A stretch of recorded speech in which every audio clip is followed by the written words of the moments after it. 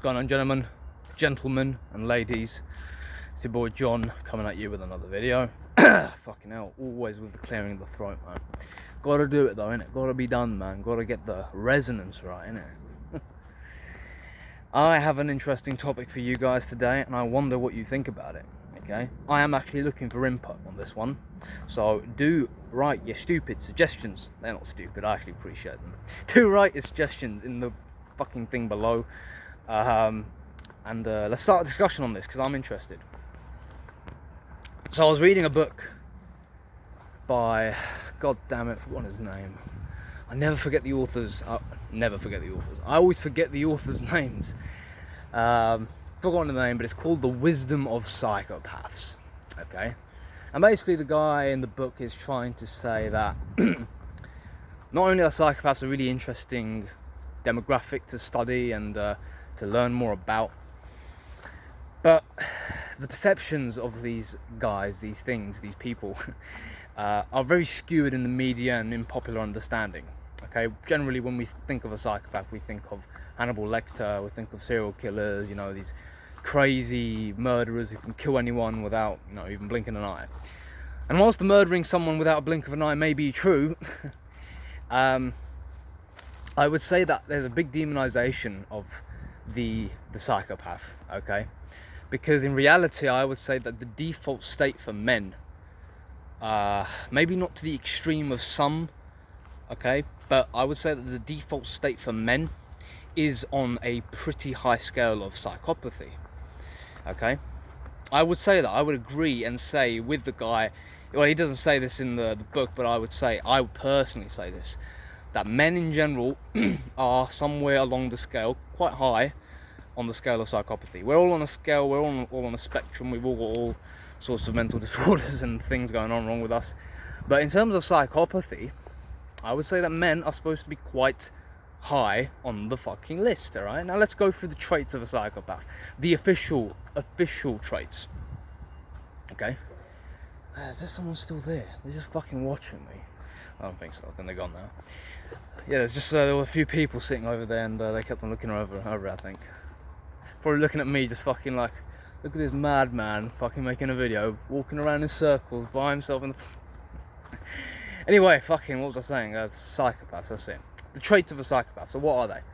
Fearlessness, boldness, okay, extreme focus, okay, courage, same thing, low empathy. This one's pretty interesting. I'm going to go into that in a little bit more later on. Okay, low empathy, calculating nature, okay. This is generally the traits of a psychopath, generally speaking. And what's funny is most businessmen, CEOs, managers, people in high positions, so even politicians and presidents and stuff, they score pretty high on the scale of psychopathy. They score almost 100 out of 100 on the Robert Hare scale. Okay, the Robert Hare scale is the first checklist for the categorization and the finding out of psychopathy in certain individuals. So those traits right there, a calculating nature, boldness, a lack of empathy, okay, courage, decisiveness, fearlessness, right? These traits, though attributed to psychopaths, I would say that they're quite resonant with most of the male population if we're functioning at our best version, okay? Because men are supposed to be fearless, men are supposed to be courageous, men are supposed to be bold. All right, this is called the traits of a hero, for fuck's sake. If we really look at them, if we look at famous heroes, most of them are courageous, they're bold, they've got a lack of fear. Now, the empathy part is interesting to me because what the guy in the book said, again, do forgive me, I'm going to find out his name and I'll put the link to the book in the description box below. It's on Amazon, you can get it. It's a really good book, Wisdom of Psychopaths. Really recommend you take a read of it if you're interested in the subject. But he did say that psychopaths have empathy. They have empathy, and they're actually probably more empathetic than the average person, because they have the ability to really see how this other person thinks. Okay, because by nature psychopaths would be predators. Okay, so they're very vigilant They're very keen to micro expressions in the environment, micro expressions in human faces as well. So they're very good at reading people, and they can think like the victim. They can think like the prey. And also, of course, forgot this other trait: magnetism and charisma. Okay. So these are the traits of a psychopath, and we just talked about the empathy part. God, my fucking hell! Apologise for the throat. Apologise for the burp. The psychopath has all of these traits, which makes him or her, most of them are male though, makes him essentially the perfect man, the perfect male role model, if anything, because they all represent strength. Okay, strength is objective. It's not good or bad. It's just, it is. Whether or not you want to use that strength for good or you want to use it for bad, it's a moral choice, and that's up to you. But when we're coming from a scientific approach from when we're talking about strength, the psychopath tends to be and embody everything that we think of as being strength. Okay, so why is it that now we demonize the psychopath in today's society? I would say partly it's because of all of the media bullshit. I would say that it's all these Hannibal Lecter bullshit and serial killers, and really we glamorize the psychopath as being a demon.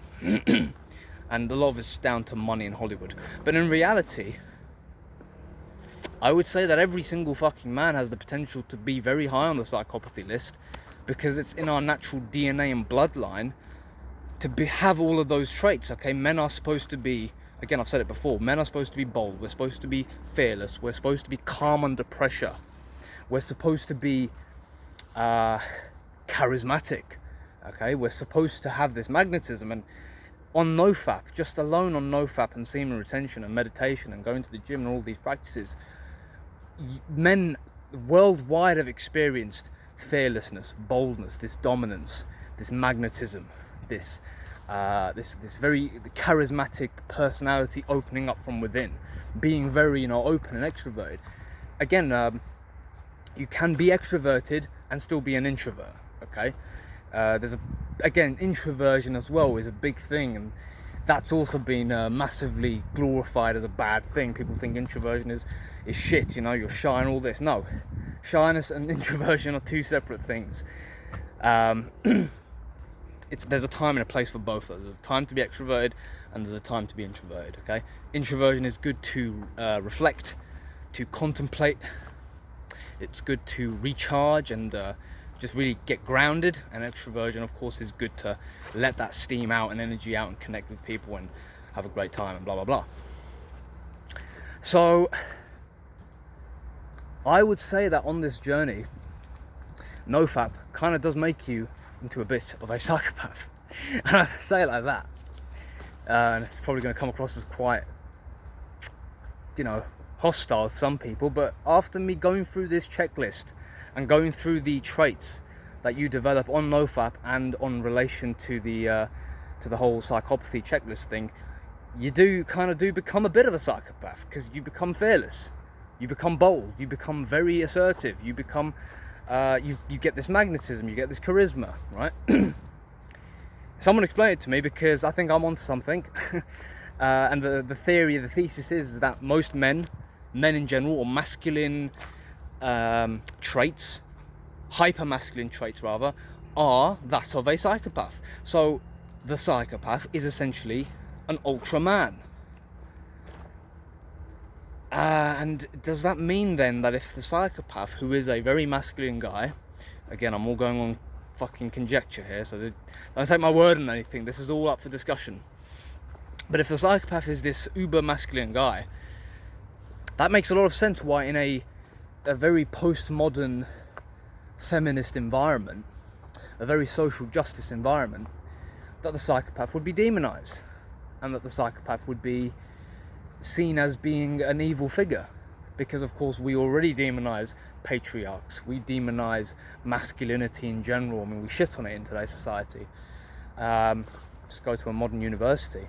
We shit on it. or the society doesn't like masculinity. So it would make perfect sense why someone who is ultra masculine, like the psychopath, would be demonized if we exclude the part of serial killers and all that kind of stuff, because that's also part of the demonization process. It's part of the process of us saying that, okay, there's these uber masculine guys, but they kill people instead.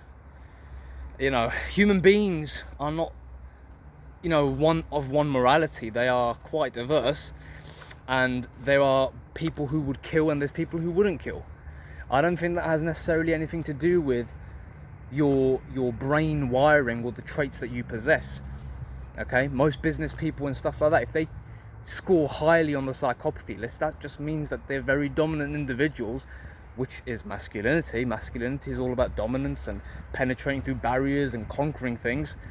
If we label kings and conquerors as psychopaths, we're demonizing them, even though that's a man's natural state. So yeah, I'm gonna say it out here, and I'm gonna be open to criticism now. So let the feminists come. And let anybody else come. Let the soy boys come as well, right? All men are psychopaths. I believe this, but I believe that it's restricted by today's society and the feminist-led establishment, because they don't want men to be masculine, because it's a threat to them. I can guarantee that if you go to any proper military on earth, I'm going to use the Royal Marines and the SAS as the example, all of the guys that join these establishments, they have to score pretty highly on the psychopathy list, man. You have to be bold, you have to be fearless, you have to be callous, you have to have a little bit of a lack of empathy in terms of, I wouldn't even say lack of empathy, I would say just, actually empathy is a very, very good skill, as long as you don't do it all the time. There's a time and a place for it, but mainly the boldness, the fearlessness, the dominance parts, the assertiveness parts. Okay, these parts of being a psychopath, quote unquote, they're required in any environment which requires you to have a bit of fucking balls, have a girth, and actually attack and go to the top of the top to be the best of the best. You need these traits.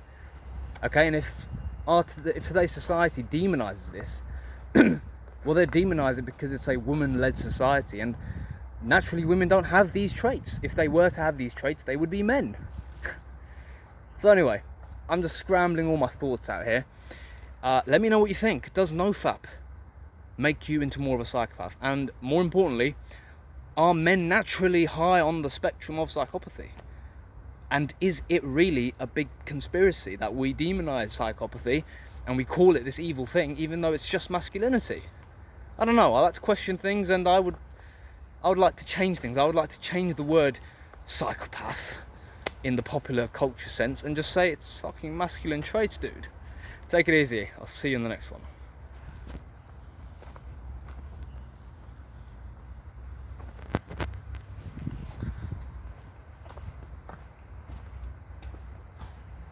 Oh my god.